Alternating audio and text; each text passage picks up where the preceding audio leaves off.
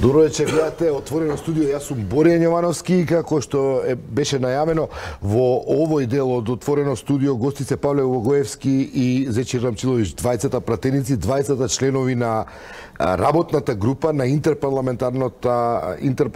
работната група на интерпарламентарното тело за помирување. Малку сложено име во. Сложено поприлично. Како што и состојбата сложена. Денеска и вие некако изгледа дека дојдовте до некаков резултат. Ацо?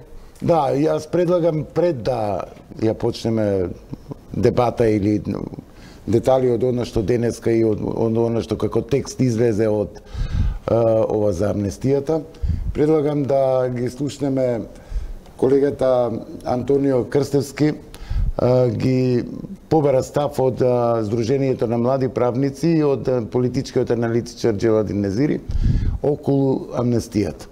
Знаете, во јавноста не се баш одушевени по дилемите кои тоа ги отвара. И многу дилеми, дали треба или не треба, па предлагам да ги слушнеме што мислат тие.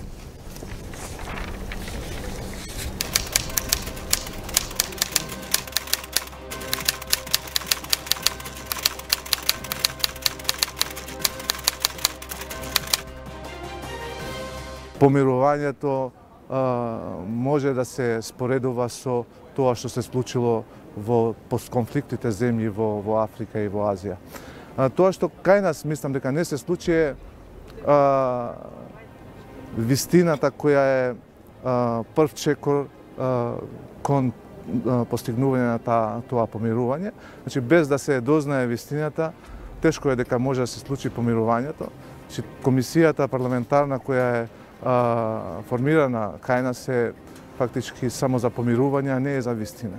Значи, мора да јавноста да ја знае вистината, кој беше нарачател на сите тие настани, извршител на сите тие настани, помагател на сите тие настани, за на крај сите да заклучиме дека можеби тие луѓе биле занесени од некоја кауза, од која сега се убедени дека била некоја лажна кауза и се покајале за нивните постапки и така што за поголемите цели, како што нагласив, интегрирање на земјата во НАТО и Европската Унија, таа амнестија да се случи. Искуствата од земјите што ги истакнав покажуваат и уште еден елемент кој кај нас мислам дека не е присутен, а тоа е дефинирање на периодот на конфликт кој што ќе биде опфатен со амнестија. Значи, дали амнестијата ќе важи само за настаните од 27 април или таа амнестија ќе се однесува и на останатиот период од политичката криза која се случуваше во Република Македонија, која почна од 2015 година со објавувањето на така наречените бомби од страна на тогашната опозиција. Според мене, мислам дека треба да се согледа и низ овој агол проблемот, дали 27 април беше само кулминација на една криза или беше самата криза која треба да биде опфатена со амнестија. Потоа, во праксата на останатите земји, амнестијата е генерална, че не е амнестијата индивидуална само за некои личности и групи, туку се однесува генерално на сите луѓе инволвирани во тој конфликт или тој одреден настан.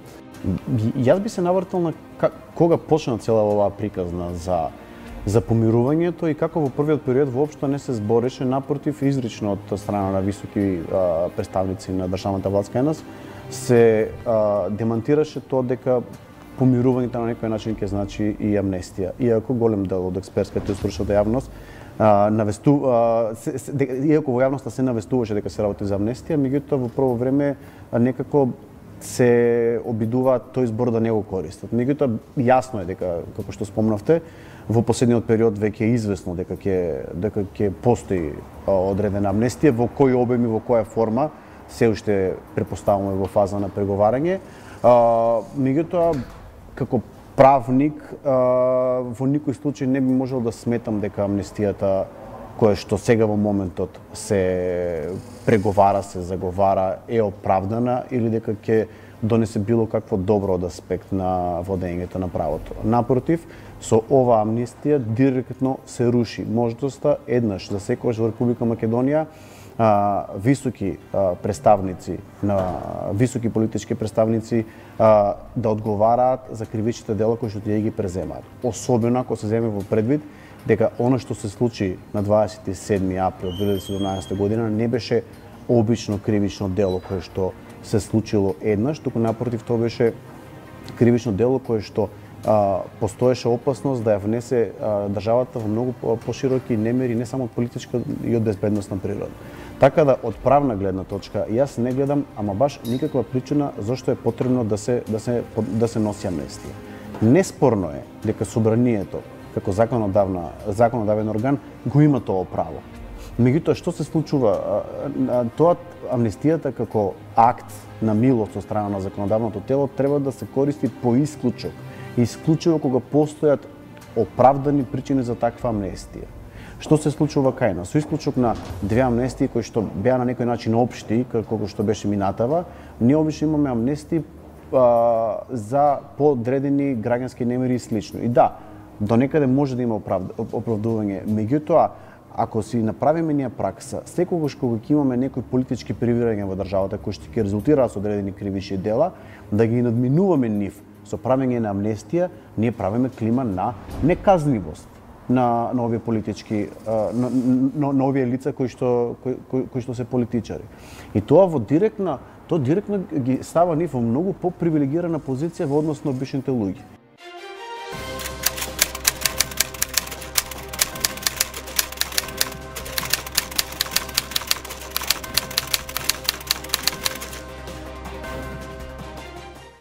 Сегогаш кога политиката преговара за амнестија, правдата е жртва во овој случај.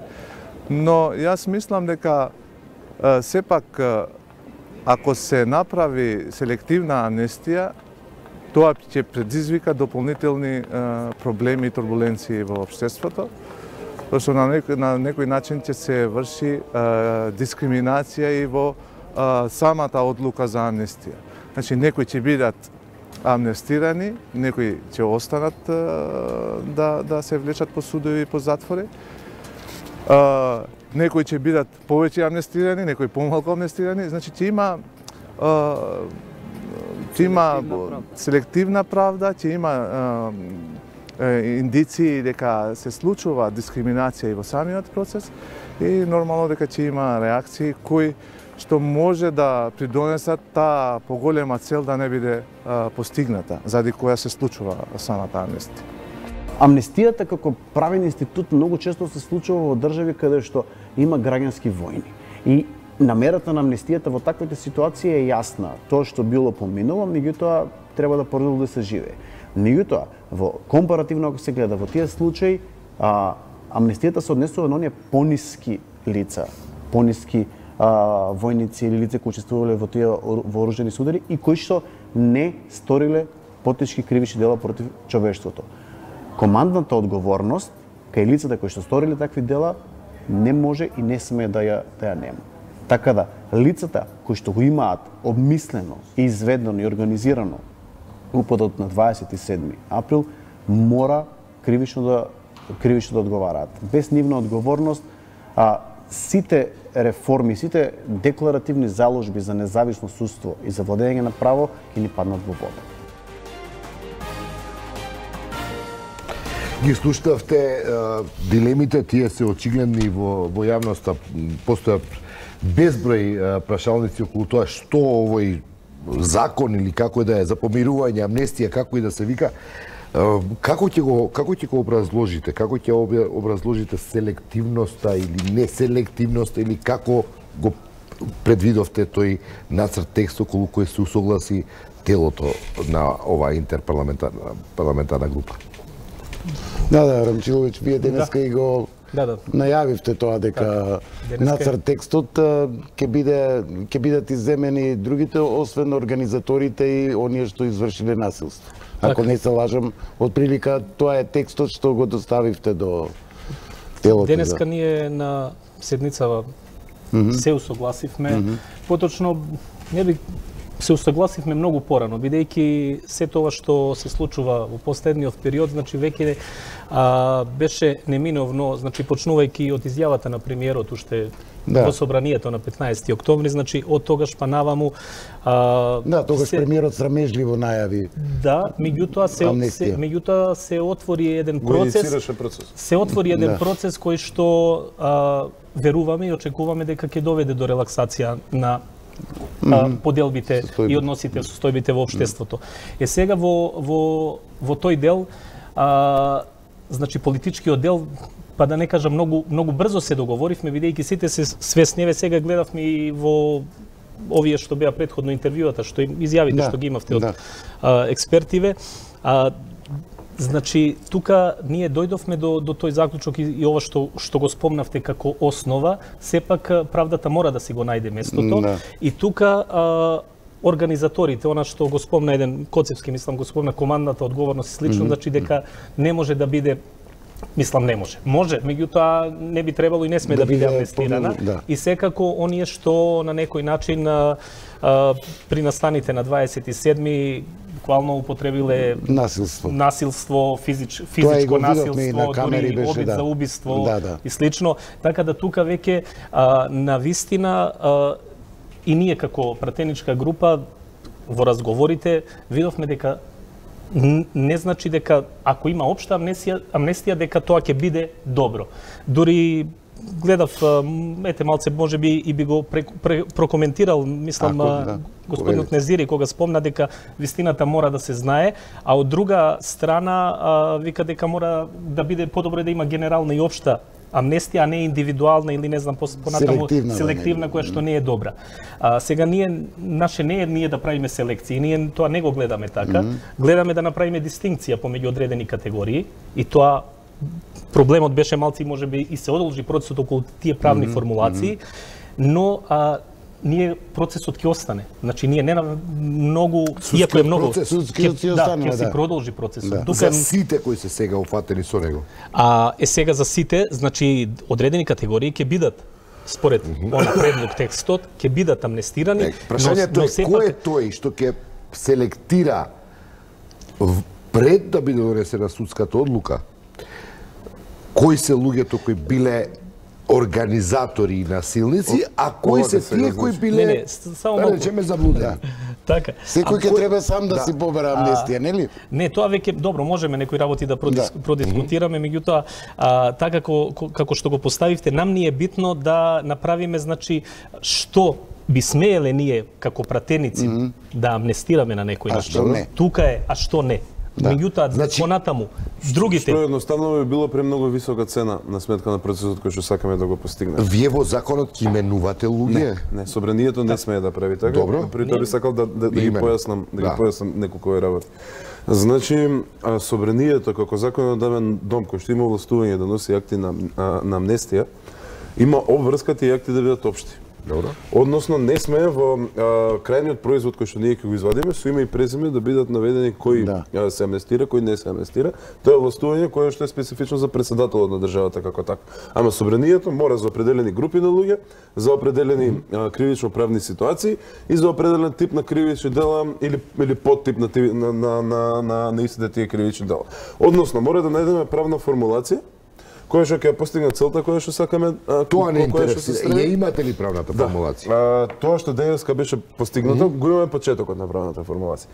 Тоа што денеска беше постигнато и што е огромен чекор напред, е фактот дека работната група за помирување во рамки на интерпарламентарното тело за интеграција, помирување и реформи го изготви драфт текстот кој што ќе биде презентиран пред целото работно тело. Тоа значи дека нашата работна група си има усогласено како на правен начин ќе правиме таа дистинкција која што ја зборува колегата, што ние како држава сме подготвени да го ослободиме од одговорност, а што мислиме дека е било премногу голема цена. Како звучи таа правна формулација? Мислам дека е неблагодарно да се зборува пред тој текст да биде презентиран пред останатите членови од интерпарламентарната група.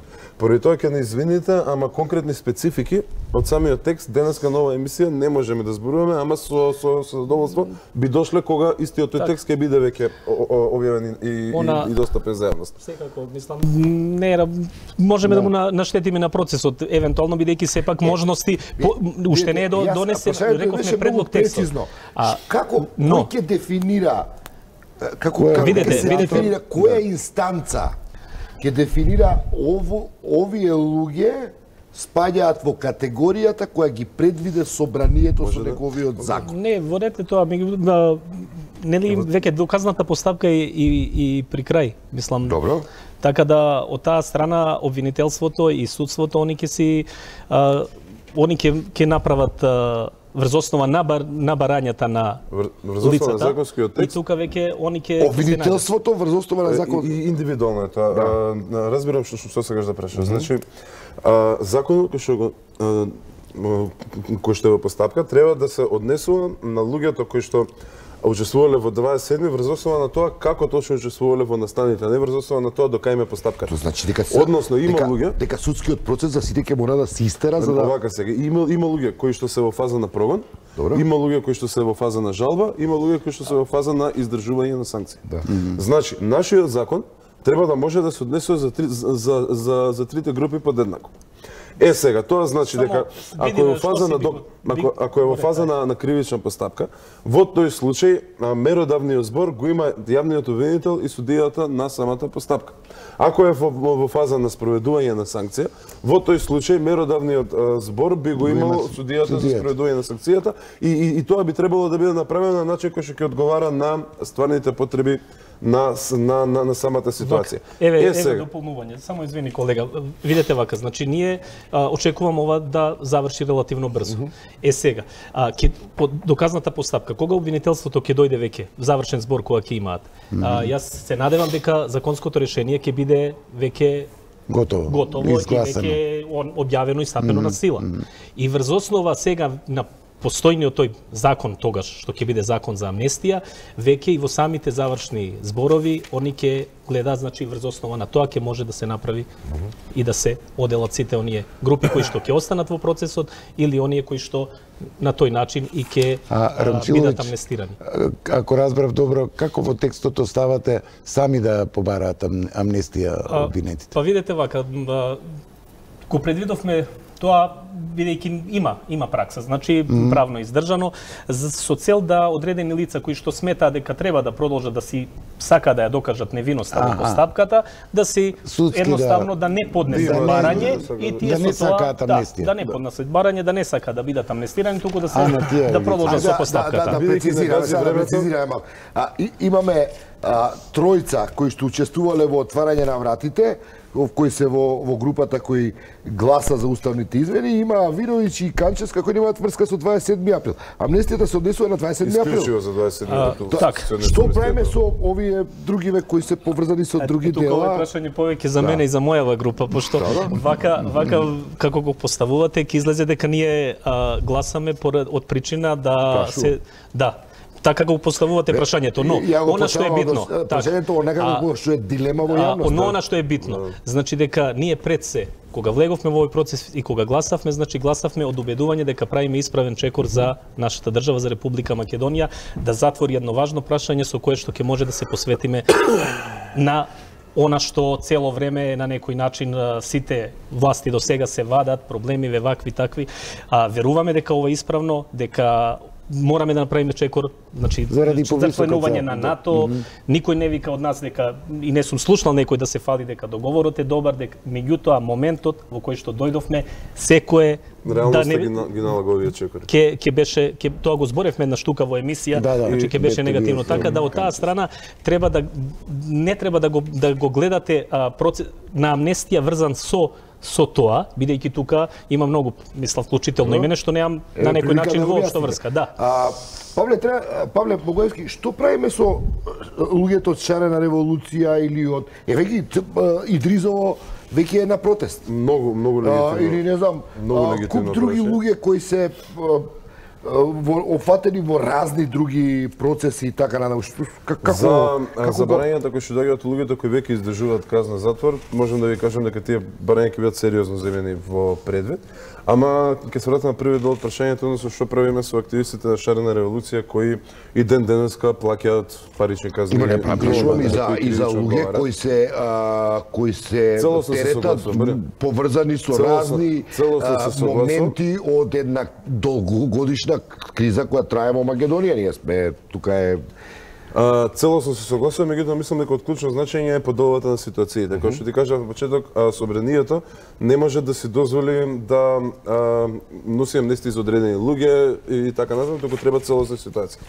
Целосно се согласувам дека во услови на помирување, кога условно кажано се подава рака кон другата страна за настаните од 27 април, дека е нефер луѓето од Шарена револуција да продолжат да се ги плаќаат казните и јас дури имав намера малку посериозно да го отворам ова прашање во јавноста сега кога се дискутира ова, ама па истовремено разговарав со неколку мои пријатели од самата Шарена револуција, отварањето на прашањето за казните сега, кога се дискутира за 27, не доведува во опасност да ги изедначиме движењата што беа Шарена револуција и тоа што се случуваше на 27 април, а тоа е нешто што јас барем лично мислам дека не треба се направи. Не, нема изедначување закони, дали спреднати пред законот или не. И во таа смисла говориме дали едноставно ви почекам наредна прилика во многу скоро време, која што на одреден начин ќе ги опфати луѓето кои веќе платија и кои плаќаат ден денеска казни. Види, ние како и на првата седница кога ја имавме значи на групата, ние донесовме тука и уште многу други наши во надлежностите кои што ги имаме.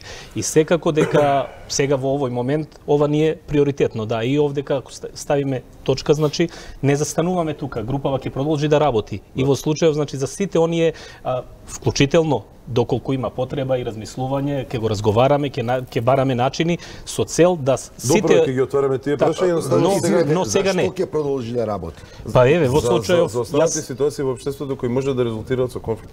И со поларизација. Што предизвикуваат кризи. Ги спомнавме тука и навивачките групи, па дури медиумите и така мислам. И така натаму. Сезон би сакал само неколку минути бидејќи не гази времето, би сакал да одговорам на дел од критиките што беа фатени во прилогот кои што се многу легитимни. Вака, кога влегов во овој процес од мој личен аспект, мене беа клучни неколку работи. Прва работа, дека што и да се договора за помирување од тип на ослободување од кривична одговорност односно амнестија, не сме на никаков начин да ги опфати случаите на СЈО, односно случаите на злоупотреба на власта. Тоа е постигнато. Втора работа која што беше клучна за мене е дека како и решение ние да донесеме, треба да биде решение кое што не значи бланко бришење на се што се случило на 27 и неможност за утврдување на вистината, туку буквално значи хируршки прецизни напори во насока на помирување и во насока на градење на обединетен фронт за нашите евроинтеграции, реформи и така натаму. И мислам дека и тоа е постигнато. И трета работа која што за мене беше клучна е што и ние да се договориме на политичко ниво, не смее да влијае врз процесот на утврдување на вистината во рамки на судовите. На формулацијата која што сега е дадена во предлог текстот, мислам дека одговара на таа потреба, односно тоа што ние ќе го ставиме на разгледување, нема да биде пречка обвинителството да ги утврди деталите во настанот поврзан со 27. И критиките кои што ги слушнавме беа многу издржани и од господин Незири, од представникот на Сдружение на млади правници. Прво беше наведено дека вистината мора да остане приоритет за да можеме зборуваме за амнестија. Ние ќе знаеме зошто Муковски отворил врата. Не знам дали ќе знаеме, тоа на крајот на денот Муковски треба да си каже. Ние како собрание нема да говориме вистината е вистина. Ние како собрание нема да го попречиме обвинителството да го истражува и да го докаже тоа ако може. Видете вака, сега тоа е еден, ако земеме така само за некој дел од целиот сите настано што се случи, е многу пошироко. Не зборувам ја за некој дел. Ние зборуваме јавноста сака целосната вистина за целосната вистина ќе излезе. Која содржи низа епизоди. Вклучително и отварање до врати, не отварање. Не постапувањето на службите, не знам ако веќе гледаме и тоа до протести, екзекуцијата и така. Начинот на манипулација со масите и слично, мислам има тука веќе. И во таа смисла прашувам, сега може вие го толкувате тоа тенденциозно како прашање, но мене ме интересира дали јавноста ќе знае кога зборуваме за 27 април дали ќе успее во македонската историја тој случај да биде ад акта со одговорени сите прашалници натре. Па добро, тоа веќе судот и обвинителството ќе го кажат. Јас се надевам дека ќе ја знаеме вистината за сите работи за настано што се случи на 27. Наша работа е со политичкото решение да не го елиминираме тој процес. Односно да не му речеме на обвинителство што правевте до сега за терористичко здружување беше, од сега натаму ништо не е ваше. Па и обвинителството Овој текст не го правите. Работа на политичарите си е едно, наша работа е така и тоа ме води кон втората критика, односно представникот на млади правници рече дека како правник амнестијата за него никогаш не може да биде оправдана и се руши можноста високите политички представници да одговараат за своите дела. Амнестијата по дефиниција е политички неправен инструмент. И секогаш е болна. Политички инструмент со кој што се ургира во правниот систем на сметка на некоја повисока политичка цел. И на мене не ми е меракова да се прави. Наискрено ќе ви кажам, ама имајќи предвид кои се целите кои што кон кои што се стремиме, за мене ова е оправдано дело. Од правен аспект никош не може да биде оправдано. И од правен аспект дури најблагото решение секогаш ќе биде одредено за дирање во правната држава и владење на правото. Наше е да го одбереме решението кое што најмалку задира. И вели дека се руши можноста високите политички представници одговараат за своите дела. Со оваа формулација која што имаме и која што беше презентирана денеска, не се руши можноста. Вака, добро, сега да не ги баш коментираме сите, мислам далеко е од тоа, бидејќи некои работи се непознати. Далеко е од тоа дека не правиме клима на неказнивост. Далеко од тоа. Далеко од тоа се согласувам. Добро, ама во јавноста е таа дилема. Да, во секој случај, меѓутоа во ред ако зборуваме за дилеми, меѓутоа некако не се некако ги коментираме, можеби не е ни не, па и треба да ги коментираме. Дали ќе прекине злата крв која тече со неколку години наназад со оваа иницијатива, имајќи во предвид фактот дека ВМРО ДПМН официјално како партија не учествува. Да, има пратеници кои учествуваат, нема оградено од 27. Но партијата не учествува. Вака сега, она што го знае јавноста, значи тие постојано се имаат отворена покана да присуствуваат и на телото и во работните групи, но не учествуваат. Јас она што беше за претходната седница го информирав и координаторот што како, мислам нема што да се крие. Сега за конкретно во врска со ова што се случи денеска, немав уште средба, меѓутоа исто така ќе го значи за сето она што е разговарано и договорено ќе го информирам. Тука сега рачунам дека овој момент при влегување во собраниска процедура и гласање за самиот закон, дека ќе биде една пресвртница и едно охрабрување и за голем дел од пратениците од ВМРО ДПМН да размислуваат не дневно политички, туку да размислуваат државнички. И верувам дека тоа ќе биде чекорот кој што ќе се случи набрзо. Но секако, ова е само почеток. Ни престојат многу активности за да дојдеме до едно помирување. Значи по дефиниција ова нема значи нужно прекинување на злата крв, ама е еден пат кој што досега сме го немале. Прво, фактот е дека ова се прави на најтранспарентен можен начин, иако седниците на телото во работна фаза. Иако седниците на телото во работната фаза се. Текстот го имаме, го немаме законот. Овој пат е институционално. Овој пат е институционално, значи не е со телефонски повици, не е со влијани и така натаму. Туку е дадено во рацете. Да, ама уште не е во својата дефинитивна фаза. Кога ќе биде одмак ќе биде познат. Само нацрт текст е пред текстовите на закон ги знаеме како јавно. Првиот аспект е тој. Вториот аспект кога ќе видат луѓето дека тие што биле заведени се ослободени од одговорност, а највисоките политички структури кои што го нарачале и спровеле ова, осмислили, спровеле ова, си одговараат. Јас мислам дека ќе се зголеми довербата дека во иднина политичките структури нема можат неказнето да поминуваат за злоупотреба на граѓаните. И на крајот на денот има, тоа е таа третата компонента од ова работно тело која што многу често се изумува, а за мене е најзначаен. Значи целиот назив на работното тело е интерпарламентарна група за интеграција, помирување и реформи. Интеграција е делот со уставните амандмани кои што се дискутира, помирување е делот со амнестијата за кој што зборуваме, а реформите се делот со правење на обединет фронт за законите кои што се од евроинтеграцијско значај. Најголемите проблеми кои што ги имавме, кои што потекнуваат од собранието и нашиот политички дискурс, се фактот кај што нашата пратеничка група и пратеничката група на ВМРО ДПМН, таа најголемата која што остана, кршат копија на дневно политичко ниво за многу круцијално значени прашања за државата. Со обезбедувањето на консензусот за овие реформи кои што треба да следат. Ние реформскиот пат го ставаме на една многу убрзана траса, на една многу подинамична траса, на една траса која што е лишена од дневно-политички пазар. Кажете ми, кога ќе го знаеме текстот кој го околу кој се согласивте она што е, денес? мислам, технички веќе тој аспект на процедура договорено, ние веќе го доставивме до телото за интерпарламентарната група, значи за помирување, реформи и интеграција, и она побаравме од ниво најбрз можен рок да закажат седница. Сега јас очекувам, мада може би и утре, задутре веќе да они да се закажат седница, да, и да на тој начин кога они ќе закажат седница веќе истиот ќе се поднесе, значи ќе излезе во јавноста, ќе се поднесе во собраниска процедура. За амнестија, ќе се вика закон за амнестија, како ќе се вика? Па ќе се сега го предлага предлог. Не, во ред, мислам, не ние според закон, не, видете. Да, има го каже. Па ако може да го кажам. Да. Со оглед на тоа дека значи има за да има амнестија мора да има акт. Значи мора да има закон. Така да тоа ќе биде во прва фаза од телото кога ќе излезе, ќе биде предлог закон за амнестија. Односно кога ќе се донесе ќе стане закон за амнестија. Дали тоа ќе биде усвоено во собрание пред нова година? Јас се надевам. Јас се надевам искрено дека ќе биде тоа така.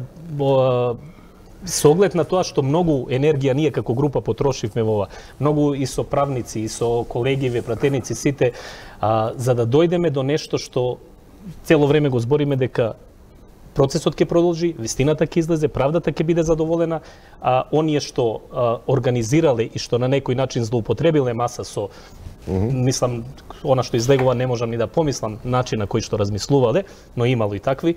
Значи сето тоа ќе биде, ќе се знае, ќе бидат казнети, значи, но оние што биле на некој начин изманипулирани и кои што искрено верувале дека со тоа што го прават ја спасуваат. Не презеле акти на насилство или не биле дел од организацијата. Да, квалификацијата тероризам не може да држи за нив. Јас за на крај сакам, Ремчиловиќ, да ве прашам, ако сакате одговорите, ако сакате не, дали на 8 теми на овие што дадоа подршка, што гласаа за отварање на уставните измени да се заради Преспа, дали притварањата после бегството на Груевски, на Јанакиевски, на Божиновски и особено притворањето на Мијалков, пореметија нешто кај 8 темина во поддршката или? Па вака сега, можам да кажам сега пореметија, можам да кажам внесоа немир. Да.